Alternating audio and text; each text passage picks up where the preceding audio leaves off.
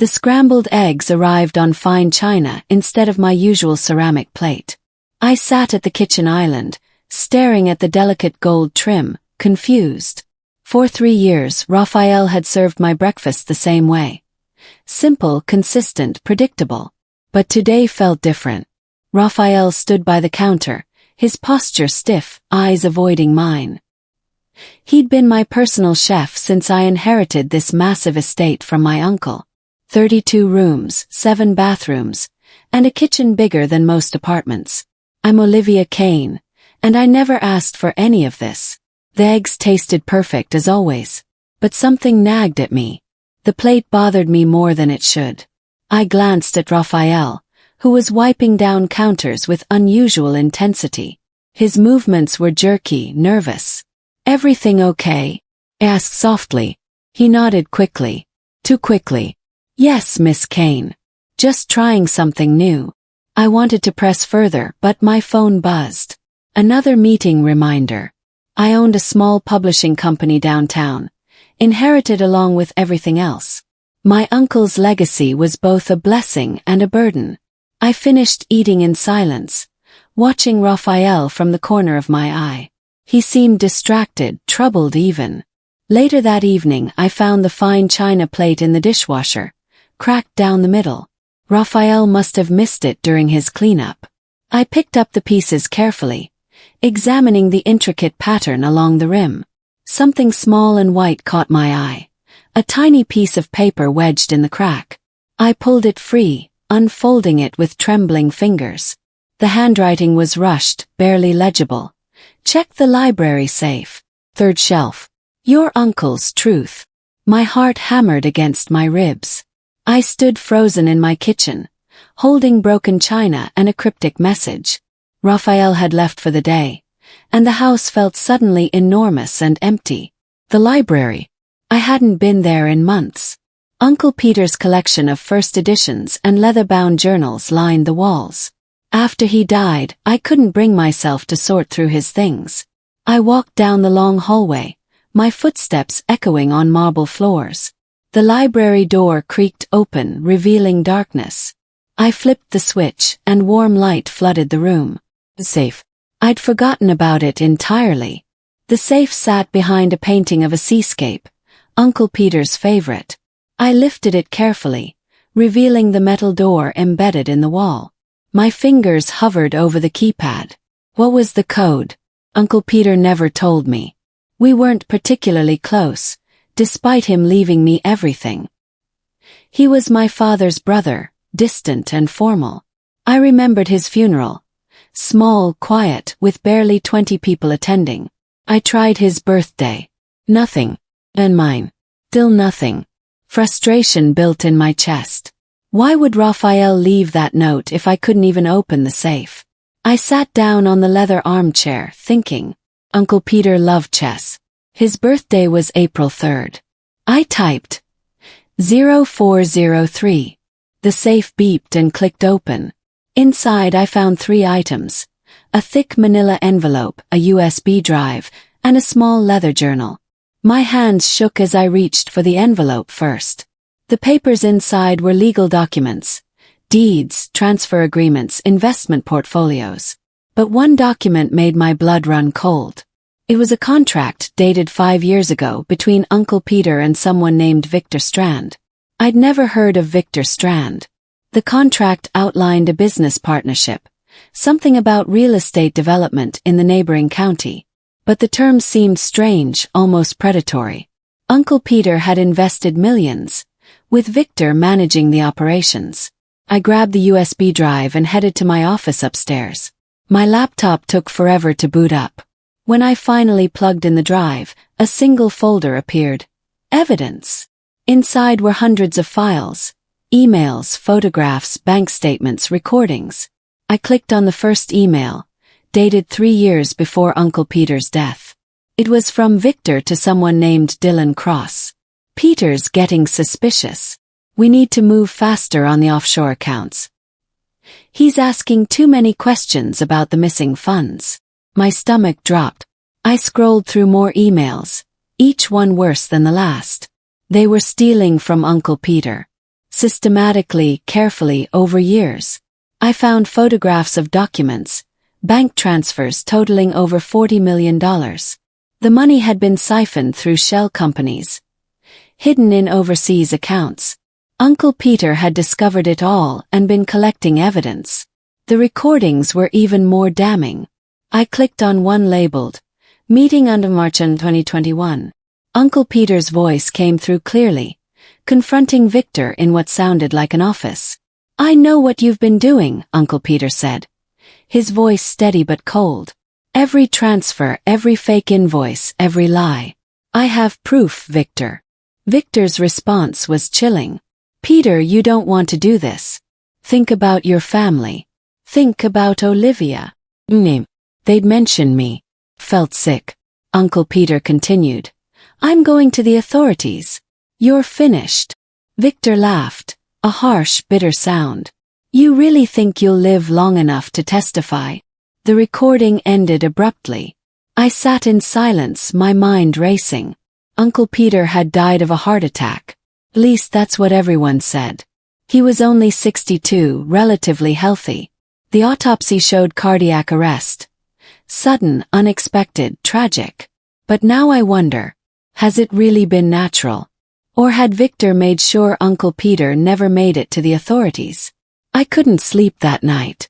I lay in bed, staring at the ceiling, replaying the recordings in my mind.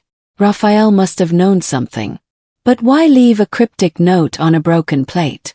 Why not just tell me directly? The next morning, I waited anxiously for Raphael to arrive. He usually came at 7, but it was nearly 8 when I heard the kitchen door open. I rushed downstairs, still in my pajamas. Raphael looked terrible. His eyes were bloodshot, his face pale. Miss Kane, I need to tell you something. I grabbed his arm, pulling him toward the library. I found the safe. I know about Victor Strand. His face went white.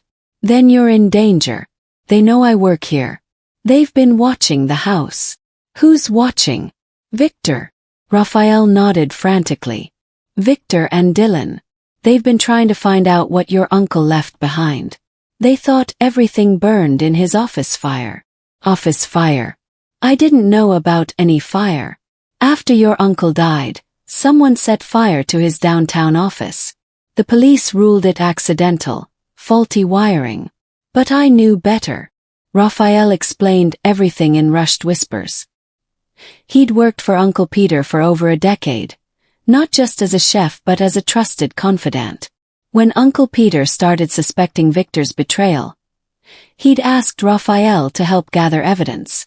Your uncle was meticulous, Raphael said. He documented everything. But he knew they were planning something. That's why he moved all the evidence here to the estate. He thought it would be safer. Why didn't he go to the police immediately? Raphael's expression darkened. He tried. But Victor has connections. Police, judges, politicians. Your uncle realized he needed ironclad evidence and protection. He was planning to contact federal investigators when he died. I felt anger rising in my chest. And you think Victor killed him? I know he did. Your uncle called me the morning he died. He said he wasn't feeling well, that something felt wrong. By the time I got to his apartment, the ambulance was already there. He was gone. My eyes welled with tears. Uncle Peter had been alone when he died, frightened and knowing someone had poisoned him. We need to go to the authorities now, I said, my voice stronger than I felt. We have everything, recordings, documents, proof. Raphael shook his head. It's not that simple. Victor has people everywhere. If we go to the local police, we'll be dead within days. We need to be smart about this. I thought for a moment. Federal investigators. The FBI has a field office 2 hours away. We take everything there, and bypass the local corruption. That could work, Raphael agreed, though he still looked worried. But we have to move fast. They're getting nervous. I think they suspect I might know something. Why? Because I've been asking questions. Talking to people who worked with your uncle. They know I'm not just a chef. A sudden noise from the hallway made us both freeze. A step. Someone was in the house. I grabbed Raphael's arm, my heart pounding. We hadn't locked the front door after he arrived. The footsteps grew closer, heavy and deliberate. A man appeared in the library doorway. Tall, mid-50s, wearing an expensive suit. His smile didn't reach his eyes. Olivia Kane. We finally met properly. Who are you? I demanded, though I already knew. Victor Strand. I believe you've been reading about me. He stepped into the room casually, as if he owned the place. Your uncle and I were very close. I'm sorry for your loss. Raphael moved protectively in front of me. Get out. You're trespassing. Victor ignored him, his gaze fixed on me. I came to make you an offer, Olivia. Generous one. I'll pay you $50 million for whatever your uncle left behind. Documents, recordings, everything. Clean slate. $50 million to cover up theft and murder. His expression hardened. Careful with accusations like that. Your uncle died of natural causes. There was an autopsy. That can be faked, I shot back. Especially with your connections. Victor's smile returned, colder now. You're as stubborn as Peter. That didn't work out well for him. The threat hung in the air between us. I felt Raphael tense beside me, ready to fight if necessary. But Victor raised his hands in mock surrender. I'm not here to hurt anyone. I'm here to make a business deal. Think about it, Olivia. $50 million. You could walk away, live your life, forget all of this ugliness. And let you get away with stealing $40 million from my uncle? With killing him. I didn't kill anyone, Victor said calmly. And you can't prove otherwise. All you have are some questionable documents and paranoid recordings. No court would convict me based on that. He was probably right. But I couldn't let him win. I'll give you 24 hours to consider, Victor continued. After that, my offer expires. And things might become complicated for you. He turned and walked out, his footsteps echoing down the hallway. I heard the front door close and then silence. Raphael grabbed my shoulders. We need to leave. Pack whatever you need. We're going to that FBI field office today. I threw clothes into a suitcase while Raphael gathered the evidence from the library. My hands shook so badly I could barely zip the bag closed. This was insane. My quiet life had exploded into something dangerous and terrifying. Raphael met me by the garage with a large duffel bag. Everything's here. Let's take your car. They won't be watching it as closely. We climbed into my modest sedan, and I started the engine with trembling fingers. As we pulled out of the long driveway, I noticed a black SUV parked across the street. The windows were tinted, but I could feel eyes watching us. Don't look at them, Raphael warned. Just drive normally. I merged onto the highway, checking my rearview mirror constantly. The black SUV followed us, staying 3 cars behind.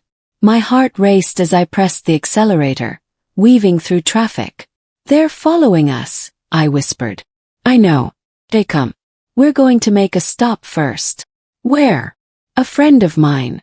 Someone who can help us. Raphael directed me off the highway and through a maze of residential streets.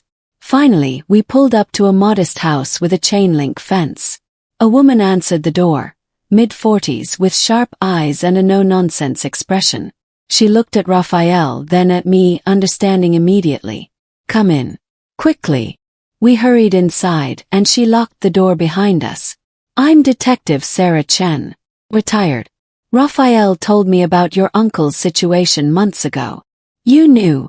I asked, confused. Your uncle contacted me before he died, Sarah explained. He knew he couldn't trust the local police. I was working on building a case against Victor Strand independently, but I needed more evidence. Then your uncle died, and the trail went cold. Raphael placed the duffel bag on her dining table. We have everything now.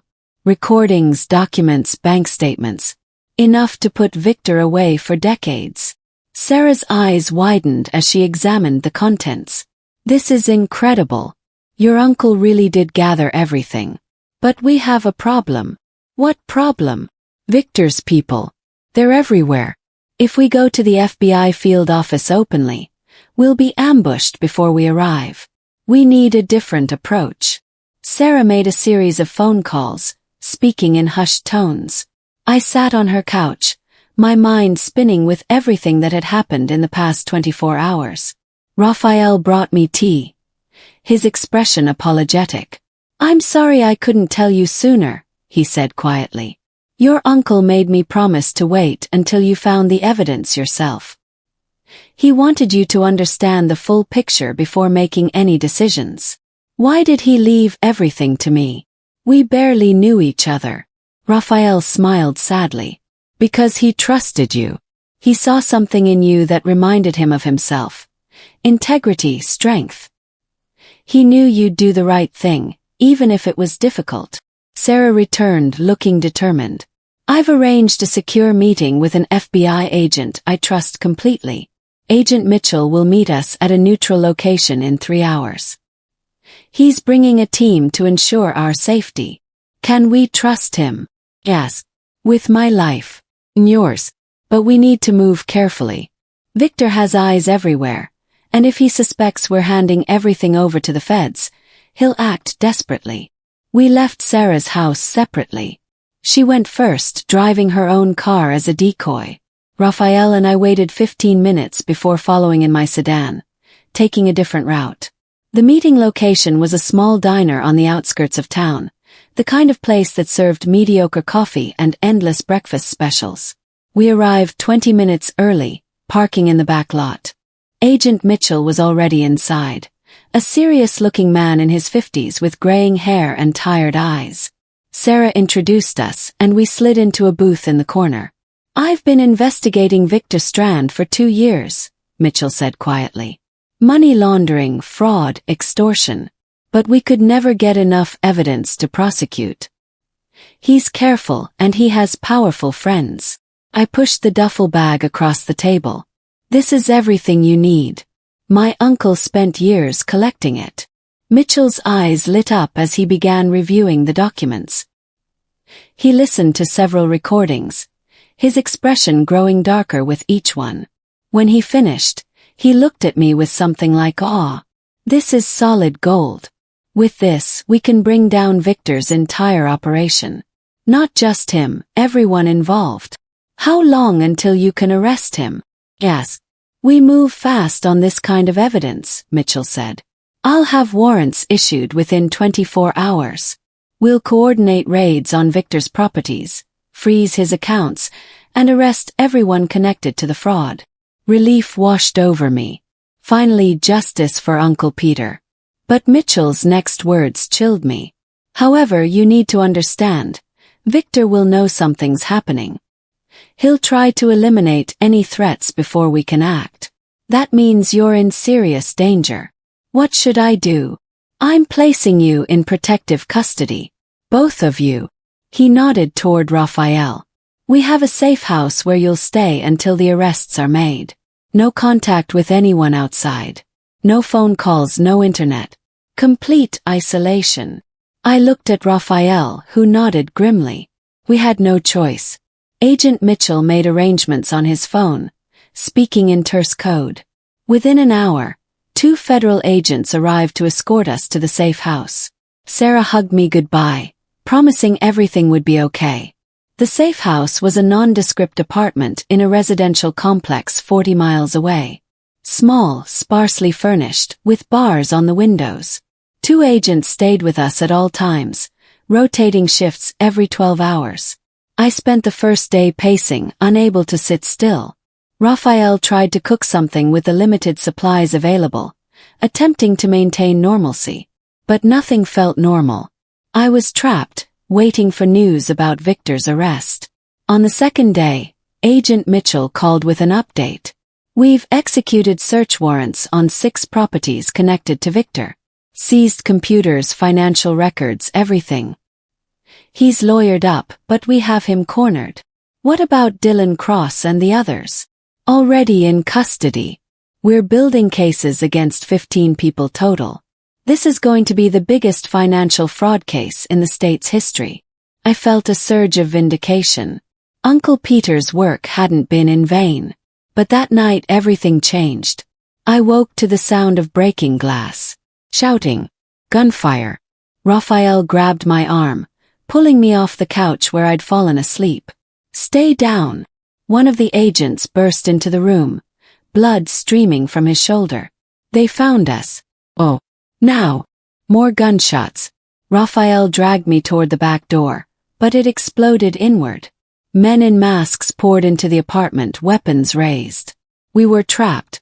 The lead agent tried to fight back, but there were too many of them. Raphael pushed me behind an overturned table, shielding me with his body. I could hear him breathing hard, terrified but determined. Give us the girl, one of the masked men demanded. No one else has to die. The wounded agent refused, raising his gun despite his injury. The masked man shot him without hesitation. I screamed, and Raphael clamped a hand over my mouth. Everything happened in seconds. Chaos, violence, terror.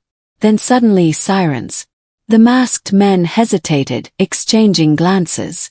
More sirens getting closer. They retreated, disappearing as quickly as they'd arrived. Federal agents swarmed the apartment. EMTs rushed in, treating the wounded agents. Raphael and I sat in the back of an ambulance, wrapped in blankets despite the warm night. Agent Mitchell arrived, his face pale with fury. I'm sorry. Someone leaked your location. We're investigating how they found you. Inside job. Raphael asked quietly. Possibly. Victor has connections everywhere. But this just proves how desperate he is. He's trying to eliminate witnesses before trial. I felt numb, disconnected from reality. Everything had spiraled out of control so quickly. What happens now? We move you again. Different location, higher security. And we accelerate the prosecution. Victor's going down, Olivia. I promise you. They transferred us to a hotel near the FBI field office. Top floor, armed guards at every entrance. No one knew we were there except a handful of trusted agents. Barely slept. Every sound made me jump. Every shadow seemed threatening. Raphael stayed close. His presence the only thing keeping me grounded. The trial moved forward rapidly. Victor and his associates were denied bail, deemed flight risks. The prosecution built an airtight case using Uncle Peter's evidence, supplemented by additional financial records seized during the raids. I was called to testify. Walking into that courtroom felt surreal, facing Victor across the room, seeing him in an orange jumpsuit instead of his expensive suits. His eyes burned with hatred. I told the jury everything. How I'd found the evidence, how Raphael had helped me, how Uncle Peter had been threatened before his death. The prosecution played the recordings, and I watched the jury's faces react with shock and disgust. Victor's lawyers tried to discredit me, suggesting I'd fabricated everything for financial gain. But the evidence spoke for itself. $40 million stolen, documented in excruciating detail. The trial lasted 3 weeks. Every day I sat in that courtroom, watching justice slowly unfold. Dylan Cross testified against Victor in exchange for a reduced sentence, confirming everything Uncle Peter had suspected. Finally, closing arguments.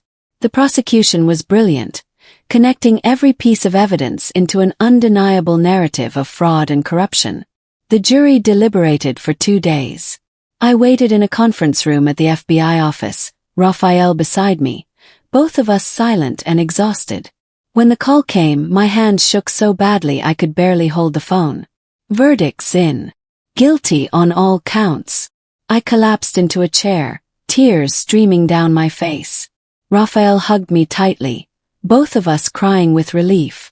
Victor Strand was sentenced to 45 years in federal prison. Dylan Cross got 20. The others received sentences ranging from 5 to 30 years. The judge ordered full restitution, every stolen dollar returned to Uncle Peter's estate, which meant the money came to me. I stood outside the courthouse afterward, reporters shouting questions. Agent Mitchell held them back, giving me space. I looked up at the sky, feeling Uncle Peter's presence somehow. "Thank you," I whispered, "for trusting me." Life slowly returned to normal, though normal felt different now. I moved back into the estate, but hired a full security team. Raphael continued as my chef, though we both knew he was much more than that, a trusted friend who'd risked his life for the truth. The $40 million was returned, plus interest and penalties. I established the Peter Kane Foundation, dedicating the money to fighting financial fraud and supporting victims of white-collar crime. My publishing company expanded, specializing in investigative journalism and true crime. We exposed corruption, held powerful people accountable, carried on Uncle Peter's legacy in our own way. Raphael eventually retired, moving to a small house near the coast. We stayed in touch, visiting often. He'd earned his peace. Sarah Chen came out of retirement to work with the foundation, using her investigative skills to help others seeking justice. She became one of my closest advisors and friends. Agent Mitchell received a promotion for his work on the case. He called occasionally, checking in, making sure I was safe and healing. I visited Uncle Peter's grave often. The headstone was simple: Peter Kane, seeker of truth. I'd chosen the words carefully, wanting them to reflect who he really was. Sometimes I brought flowers. Sometimes I just sat on the grass, talking to him about everything that had happened. About Victor's trial, the foundation, my life's unexpected direction. "I wish I'd known you better," I said one afternoon, rain pattering softly around me. "I wish we'd had more time." But I understood now why he'd been distant. He was protecting me, keeping me separate from his dangerous investigation. In the end, he'd trusted me with his life's work, the ultimate act of faith. I stood brushing grass from my jeans. The cemetery was quiet, peaceful. As I walked back to my car, I noticed someone standing by the gate, a young woman, maybe 25, with a manila envelope in her hands. She approached hesitantly. "Are you Olivia Kane?" My security instinct kicked in, but something about her seemed genuine. "Yes. Can I help you?" "My name is Emma. My father worked with your uncle. He died 6 months ago, heart attack just like Peter Kane. But I don't think it was natural." My blood ran cold. "What are you saying?" She handed me the envelope. Inside were documents eerily similar to what I'd found in Uncle Peter's safe. Bank statements, suspicious transactions, encrypted files. My father was investigating a shipping company. He found evidence of human trafficking, money laundering, connections to organized crime. He was going to the authorities when he died. I looked at the documents, then at Emma's frightened face. This wasn't over. Victor's operation had been just one piece of a larger, darker puzzle. "Come with me," I said quietly. "We need to talk." We drove to the foundation's office. Sarah listened to Emma's story, her expression growing grimmer by the minute. Agent Mitchell arrived within an hour, reviewing the new evidence with practiced eyes. "This is bigger than Victor," he said finally. "Much bigger." I looked at Emma, seeing my own fear and determination reflected in her eyes. She'd come to me because she had nowhere else to turn, just like I'd had nowhere to turn when I found Uncle Peter's evidence. We built a team. Emma's father had been thorough, documenting everything before his death. Combined with resources from the foundation and Agent Mitchell's FBI connections, we began unraveling a network that stretched across state lines. It took 8 months of careful investigation. We worked in secret, learning from our mistakes with Victor. This time we made sure everyone involved was trustworthy, vetted personally by Sarah and Agent Mitchell. The shipping company's owners were arrested in coordinated raids across 3 states. Dozens of people were freed from trafficking situations. Millions in illegal funds were frozen. Emma testified at the trials just as I had. She was brave, facing down the people who'd killed her father. When the verdicts came in, guilty across the board, she broke down crying. I held her hand through it all, remembering how Raphael had held mine. We'd both lost family to corruption and greed. But we'd fought back and we'd won. The foundation expanded its mission, focusing not just on financial fraud but on all forms of corruption and exploitation. Emma joined our team permanently, bringing her father's passion for justice with her. 5 years later, I sat in my kitchen, watching Raphael prepare breakfast. He'd come out of retirement briefly, wanting to cook one more meal in the estate's kitchen. The eggs arrived on fine china, the same pattern as that morning that changed everything. But this time there was no hidden message, no cryptic warning. Just perfectly cooked eggs and warm toast. "You know," Raphael said, smiling, "your uncle would be proud of everything you've built. The foundation, the lives you've saved, the corruption you've exposed." I thought about Uncle Peter often. About how a simple gesture, a broken plate with a hidden note, had set everything in motion. About how evil flourishes when good people stay silent, but crumbles when someone stands up. Emma had recently gotten engaged. Sarah was training a new generation of investigators. Agent Mitchell had retired, though he consulted with us regularly. Victor Strand was still in prison, where he'd remain until he was too old to hurt anyone else. My life hadn't turned out anything like I'd expected, but it was meaningful, purposeful, filled with people I loved and work that mattered. I finished my breakfast, thanking Raphael with a smile. As he cleaned up, I walked to the library one last time, looking at the spot where the safe had been. It was empty now, the secrets long since revealed. But I kept Uncle Peter's journal on the shelf nearby. Inside, he'd written on the last page, "Truth demands courage. Justice demands sacrifice. But both are worth everything." I closed the journal, running my fingers over the worn leather. He was right. Everything had changed that morning. Raphael served my breakfast differently. Not just my life, but the lives of everyone we'd helped, everyone we'd saved, everyone who now had justice because we'd refused to stay silent. And I wouldn't have changed any of it.